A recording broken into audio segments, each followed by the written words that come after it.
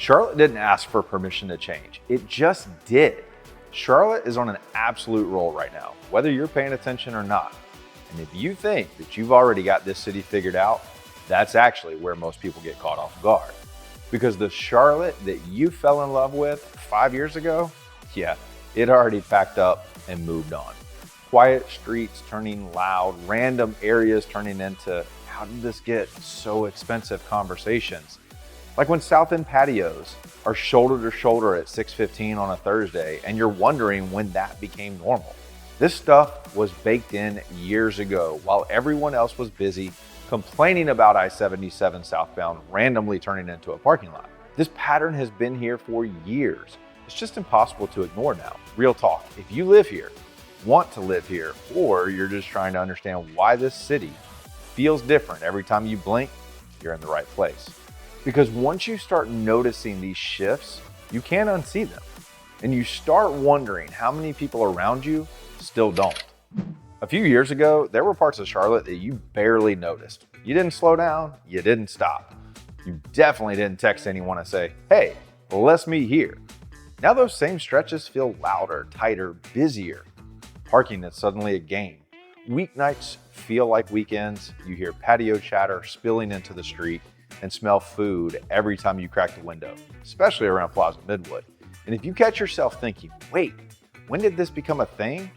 That's the tell most people don't clock in real time.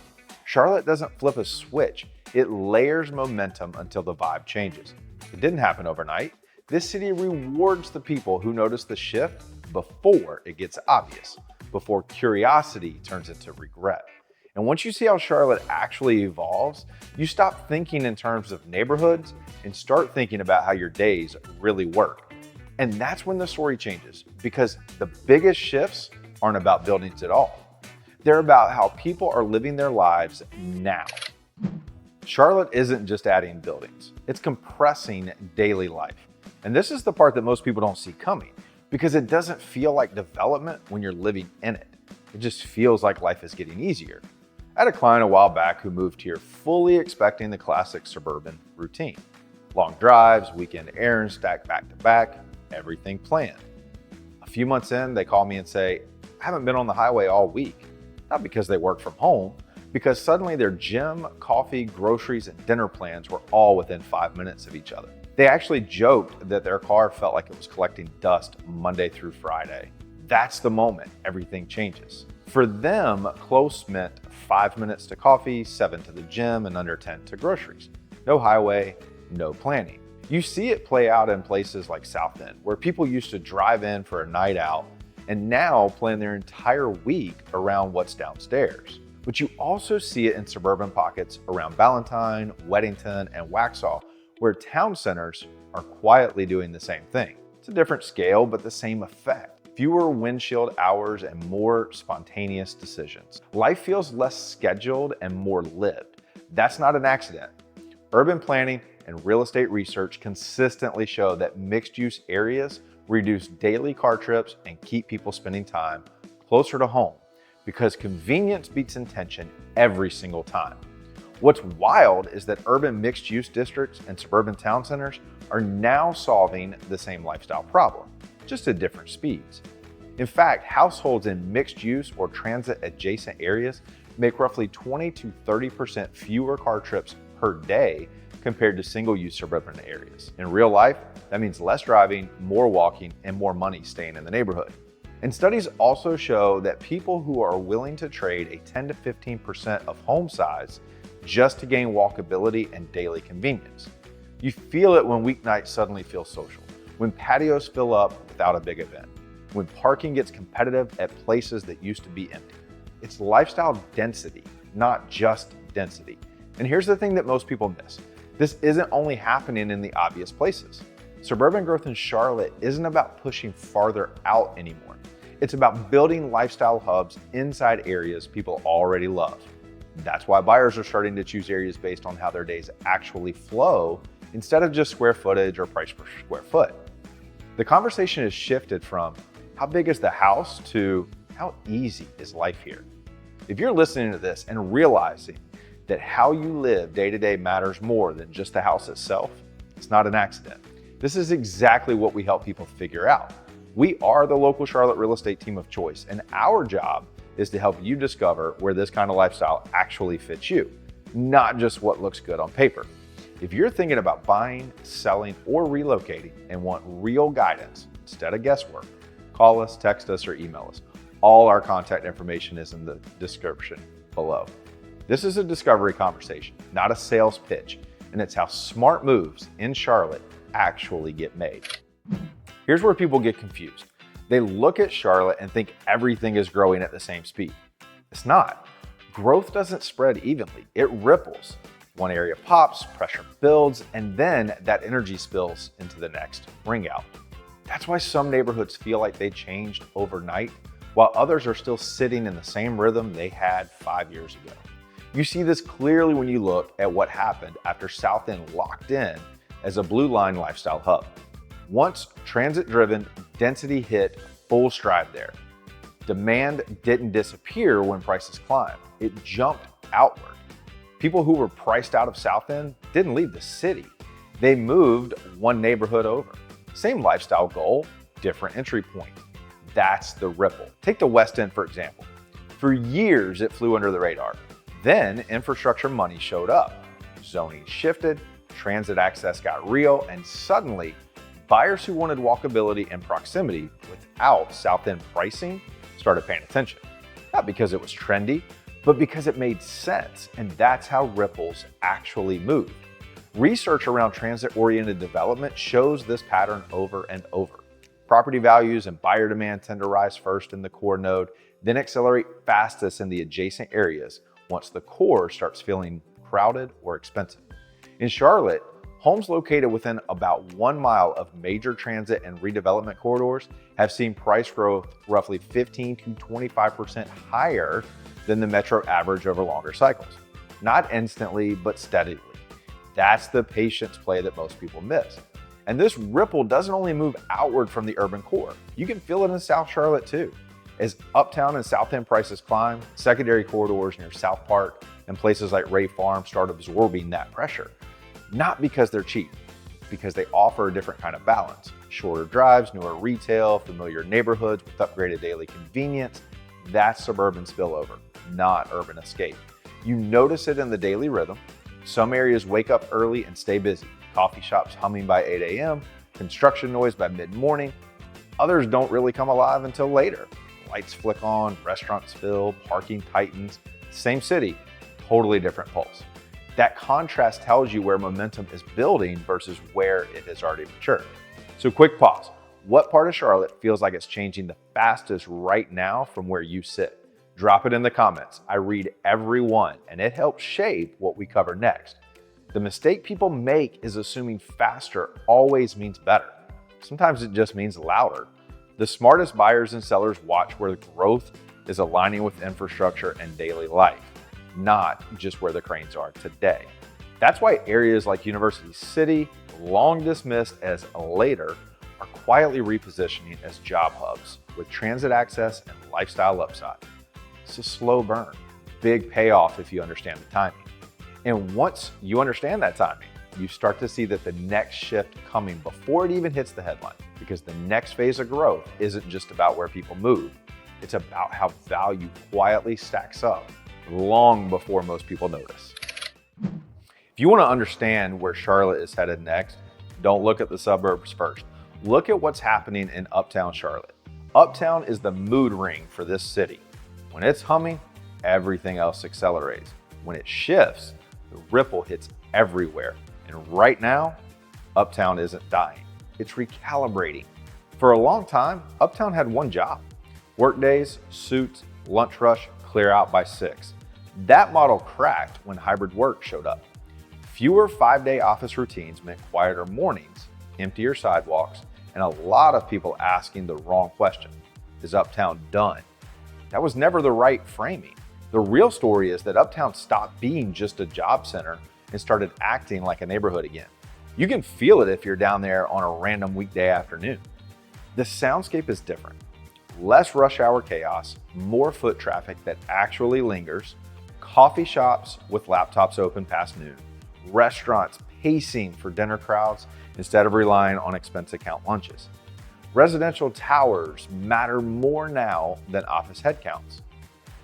Research on post-pandemic urban cores shows that cities with strong residential bases recover faster and stabilize differently than office-only downtowns. Uptown fits that model. Even with office usage fluctuating, residential occupancy Uptown has held in the mid to high 90% range in recent years, which is why daily life never fully disappeared. That's not collapse, that's transition. So let's look at the anchors. Spectrum Center still pulls crowds. Bank of America Stadium still resets weekends. The difference now is that life around them is filling in more evenly. Nights matters more, weekends matter more. Daily living matters more. Uptown is no longer propped up by one use. It's diversifying its energy. And here's why this matters for the whole city. When Uptown shifts toward residential and mixed-use balance, the pressure redistributes again.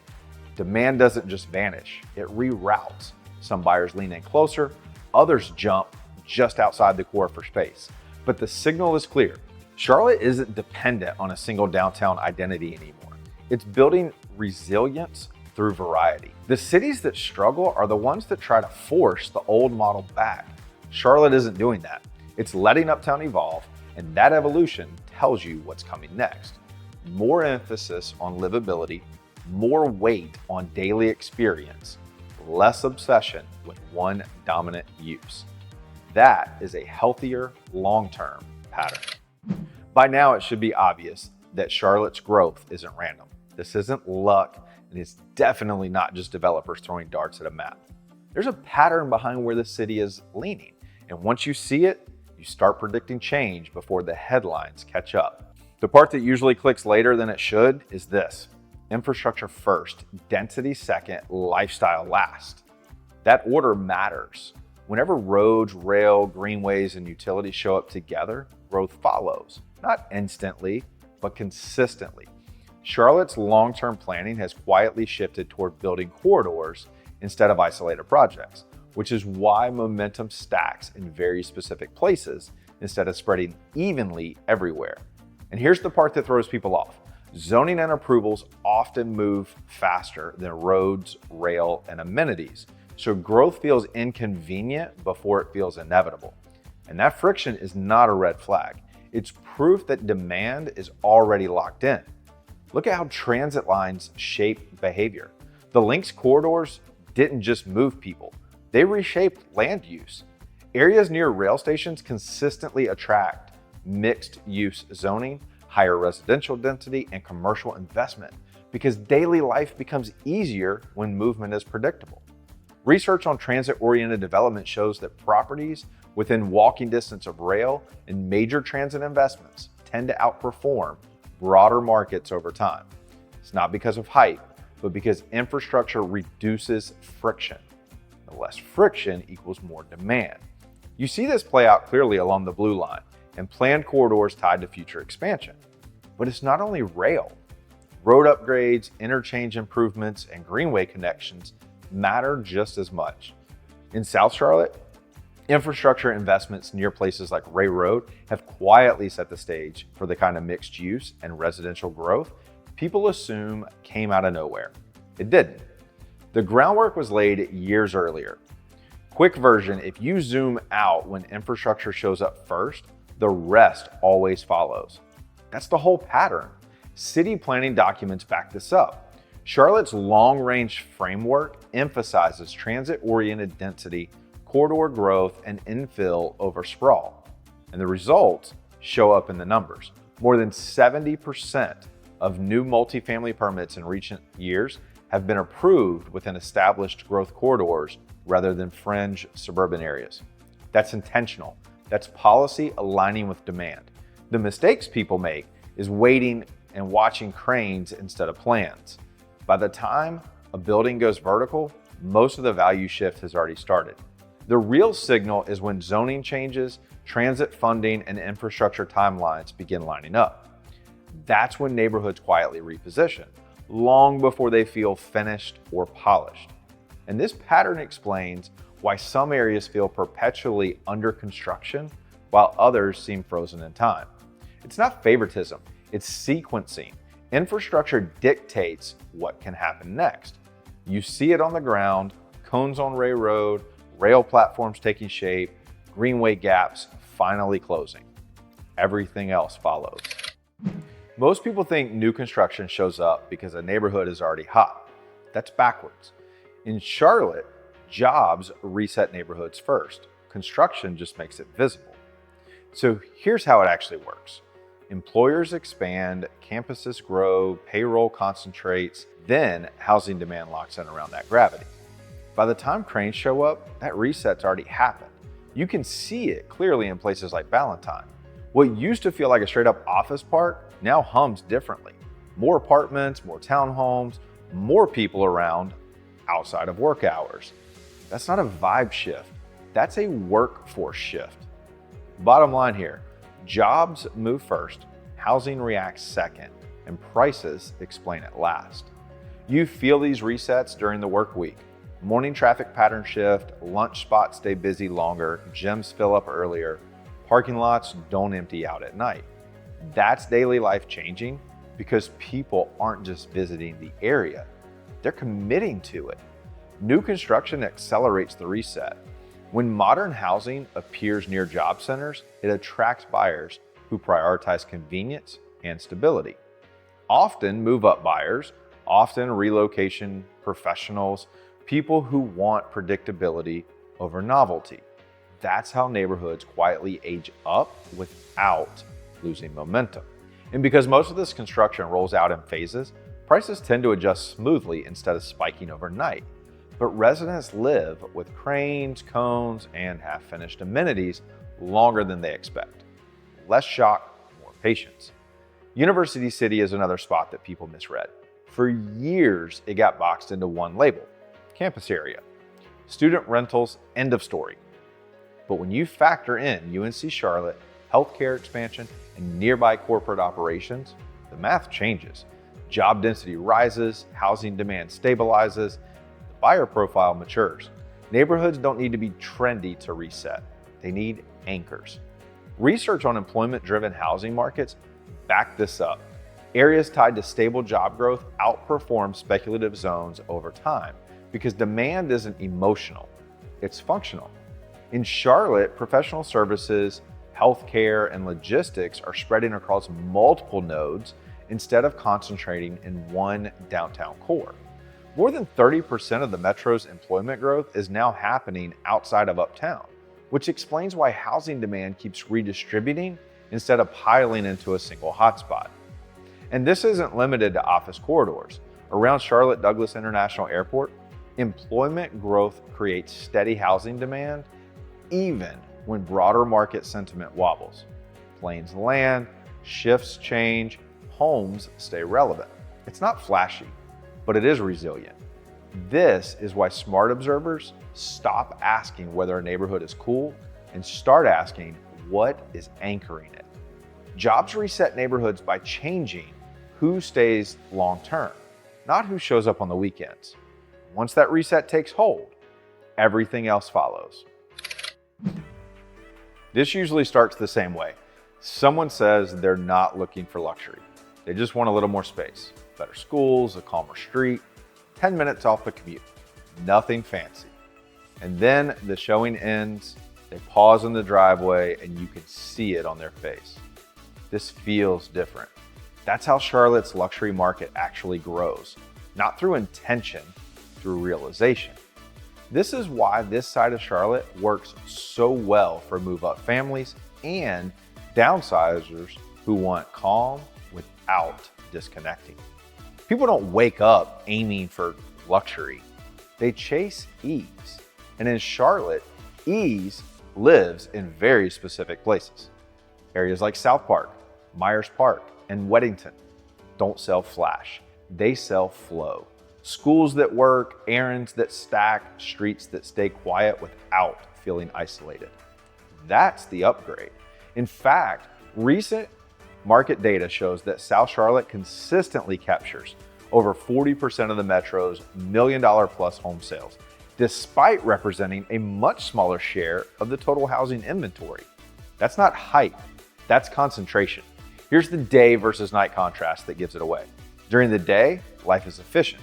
School drop-offs that don't feel rushed, coffee runs without hunting for parking, groceries handled in one stop. At night, it slows down. Porch lights glow, fewer cars pass through, restaurants hum instead of roar. That calm isn't accidental. It's curated by location. What makes Charlotte feel different is how quiet this all feels. Luxury here blends in. New builds respect the block. Renovations elevate without overwhelming. You see it in South Charlotte pockets and even near places like Valentine, where convenience and space start outweighing trendiness. The luxury isn't loud, it's settled. And the buyers reflect that. They're patient, they're selective, they notice details, they care less about being first and more about being right. That discipline keeps the top of the market steadier than people expect. No rush, no panic, just clarity. Quick gut check for you. Drop in the comments which version of Charlotte luxury fits you more right now. Quiet privacy or connected convenience? I'm curious where you land. High-end housing markets show that luxury demand increasingly follows livability over novelty. Charlotte fits that pattern cleanly. Homes in the top price tier represent a relatively small share of total transactions, but they account for an outsized share of total sales volume, which tells you these buyers aren't dabbling, they're committing. The big takeaway is this: Charlotte's luxury expansion isn't about becoming something new. It's about people realizing they've outgrown friction. And once you see luxury as a side effect of lifestyle choices, the next question becomes unavoidable.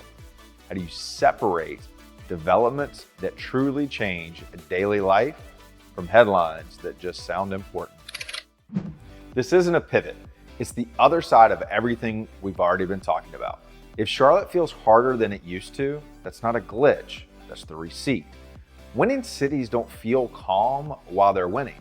They feel crowded, loud, slightly inconvenient. The comfort comes later. Right now is the messy middle, and a lot of people mistake that for something going wrong. Think about what actually frustrates people day to day. Roads that don't flow the way your muscle memory expects, construction barrels that seem permanent, favorite shortcuts gone, parking that takes 2 extra loops. None of that happens in cities nobody wants to move to. Charlotte has added well over 100,000 residents in the last decade, and much of that growth has concentrated in a handful of inner ring neighborhoods, which is why congestion and school crowding show up faster than fixes. You feel it in schools too. Pickup lines get longer, capacity creeping up, quiet conversations about rezoning starting earlier than anyone expected. That pressure shows up in cities people are actively choosing, not ones being left behind. You see it most clearly in places like South End. It's busy, it's noisy, it's constantly under construction. And yet demand hasn't blinked. The people who handle this best don't avoid growth. They choose blocks, timing, and routines that work around it. People complain about it and still sign leases. That's the tell. Discomfort paired with demand is very different than discomfort paired with decline. Now compare that to somewhere like Plaza Midwood. The tension feels different. Less vertical, more emotional. Concerns about character, traffic, and change all wrapped together. That's a neighborhood negotiating identity, not losing it. And those negotiations only happen when a place matters. Periods of rapid in-migration and job growth create temporary friction before infrastructure and daily rhythms catch up. Charlotte's population growth has moved faster than infrastructure delivery in several inner ring areas, which explains why things feel compressed right now.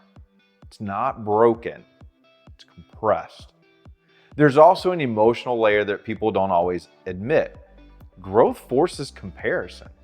Who's new, who's priced out, what the city used to feel like versus what it feels like now. Those conversations are uncomfortable, but they don't happen in places that are standing still. They happen in cities people are actively choosing. And here's the part most people miss. The discomfort isn't evenly distributed. It clusters where opportunity is forming. That's why some areas feel chaotic while others feel untouched. It's not neglect, it's timing. The mistake is assuming discomfort means decline. In reality, it often means that the city's reallocating space, money, and attention in real time. That process is never quiet. The alternative is worse: no tension, no momentum, and no upside. Smart residents and buyers don't ask if a city feels inconvenient today. They ask whether today's inconvenience turns into tomorrow's advantage. In Charlotte's case, most of this friction is transitional. Projects finish, patterns settle, neighborhoods find a new equilibrium. Here's the part most people get wrong. Charlotte's growth doesn't reward loud moves. It rewards early, boring, and intentional ones. If you already own here, especially in the inner ring or South Charlotte pockets, you're not sitting still. Your house is quietly being recontextualized every year. New retail, better infrastructure, higher lifestyle expectations creeping in around you, whether you ask for them or not. That's value creation without a for sale sign. That's how equity actually shifts in Charlotte. The upside doesn't go to the loudest buyers. It goes to the people who bought into a trajectory before the neighborhood felt finished. If you're trying to buy, this is where selection matters more than speed. Street by street, not headline by headline. That's already priced. The real move is spotting where daily life is getting easier before Instagram notices. Shorter drives, better routines, more choices packed into less time. Look at areas across South Charlotte or around Ballantyne. These aren't hype zones, they're functionality zones. New construction resets expectations, but resale nearby benefits too. Buyers walk into a 5-year-old home and suddenly compare it to fresh town centers, newer retail, cleaner design standards, and better flow. That comparison lifts everything around it. And here's what the data backs up. Homes positioned near mixed use and transit adjacent corridors in Charlotte have consistently outperformed metro averages over the last decade. Not because they're flashy, but because daily life keeps compressing around them. Less friction wins. In Charlotte, homes within roughly half a mile of mixed use or town center style development have seen price growth about 10 to 15% stronger than comparable homes farther out, even when the floor plans look almost identical. Ownership here is becoming less about square footage and more about rhythm. Can you get coffee, groceries, school drop off, and a workout done without a full windshield commitment? That's the new premium. And if you're still renting, this is where patience matters.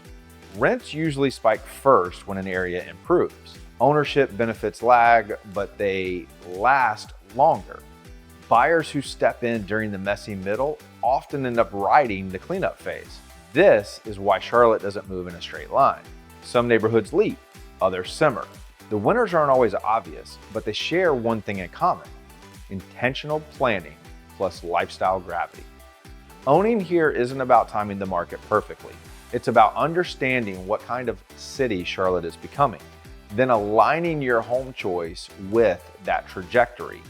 That rhythm shows up in real stops: school drop off, the same coffee counter, the same grocery aisle, the same evening loop.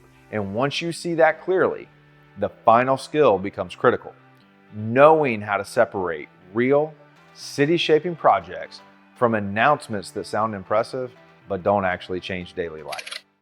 Most people don't misunderstand Charlotte because they didn't research it.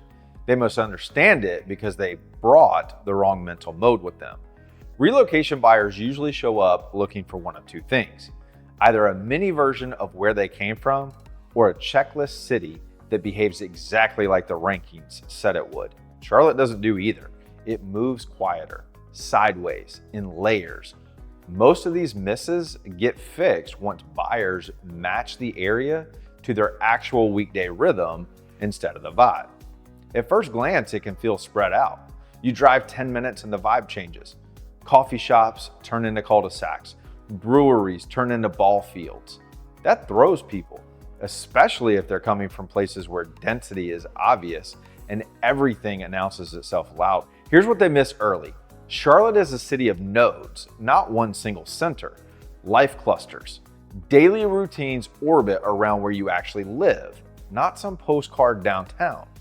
Once you stop asking, where's the main area, and start asking, where does my day compress, the city clicks. You see this play out fast when people compare places like South End to areas around Ballantyne.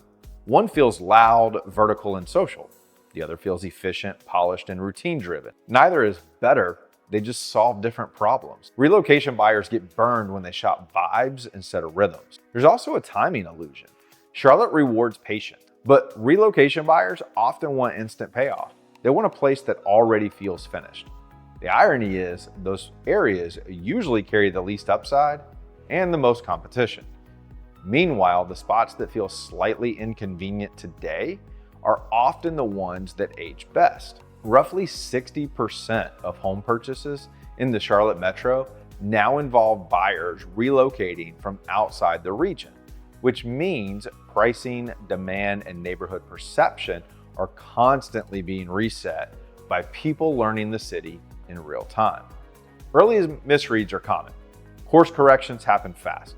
Then there's the emotional piece that nobody puts on the spreadsheet. Charlotte doesn't flex on day one. It grows on you. Your favorite grocery store ends up 5 minutes away. Your commute gets easier than expected. You realize you're doing more with less effort. That's when the city stops feeling confusing and starts feeling smart. The buyers who struggle are usually chasing a version of Charlotte that truly just doesn't exist. The ones who win let the city teach them how it works. That filter is everything. The final pattern doesn't replace the others. It explains why they keep repeating. Here's the trap almost everyone falls into. They chase announcements instead of outcomes. Big renderings, flashy names, headlines that sound like the city just reinvented itself overnight. That stuff is loud, but it's rarely the thing that actually changes how people live. The real impact is quieter, slower, easier to miss. After watching Charlotte evolve up close, there's one pattern that explains almost everything. If a development changes how your average Tuesday works, it matters. If it doesn't, it's just noise. That one question cuts through almost all of the noise. You feel it standing in a parking lot. One open spot, one stop, back in the car in minutes. Real impact shows up in routines. Shorter drives, fewer errands, one stop instead of 3. You notice it when a coffee run turns into a workout, a grocery stop, and a quick meeting without moving your car. You feel it when neighborhoods stop being destinations and start being defaults. In Charlotte, households spend roughly 25 to 30% of their total budget on transportation, which is why developments that reduce trips quietly outperform ones that just look impressive on paper. Hype loves scale. Impact loves friction reduction. That's why some massive projects don't even move the needle, while smaller, better placed ones quietly reshape demand. The difference isn't size, it's integration. Transit nearby, jobs close enough to matter, housing that fits real life instead of brochure life. You can see this pattern repeat across Charlotte. The places that win long-term aren't the ones with the biggest buzz. They're the ones where daily life keeps getting easier year after year. Those areas compound. The rest spike and fade. This is also why timing beats trends.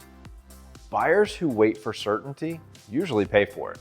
The ones who understand this filter step in while things feel a little inconvenient. That inconvenience is often the signal. Once you see the city through this lens, Charlotte stops feeling confusing. It becomes readable. You stop asking what's hot and start asking what actually changes behavior. That single question filters out most of the noise instantly. If you've been watching this and thinking about how this applies to where you live now or where you're considering next, you're already doing the hard part right. Drop in the comments which part of Charlotte feels like it's actually improving your daily life, not just getting louder. I read those, and they always tell the real story. And with that filter in mind, the final piece is simple. What all this means for you personally and how to move forward without guessing. In Charlotte, waiting doesn't buy clarity. It usually just makes the same decision more expensive. It's been the point the entire time.